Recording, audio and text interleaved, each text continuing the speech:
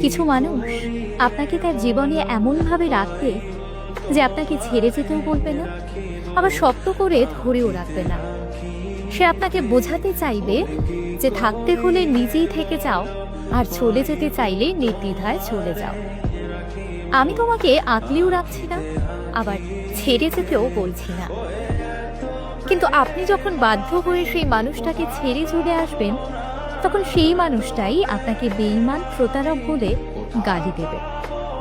বলবে ও আসলে একটা হৃদয়হীন, মিথ্যেবাদী। কিন্তু সত্যিটা কি জানেন?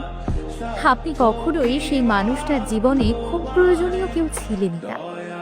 আপনি শুধুমাত্র তার জীবনে একটা অপশন হয়েছিলেন। যখন তার আপনাকে প্রয়োজন হয়েছে, কাছে টেনে নিয়েছে, আবার যখন প্রয়োজন ফুরিয়ে গেছে, ছুঁড়ে ফেলেও দিয়েছে। সে আপনাকে পাশে রেখেছে তার ইচ্ছে মতো। যখন তার ইচ্ছে হয়েছে, তখন সে আপনাকে পাশে রেখেছে।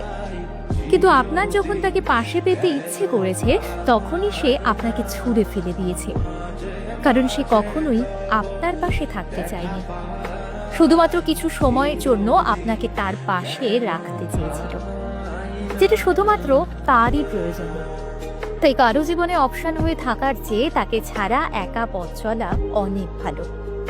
তাহলে হয়তো কারোর কাছে কোনো আশা থাকবে না, আবার নিরাশ হবার ভয়টাও থাকবে না।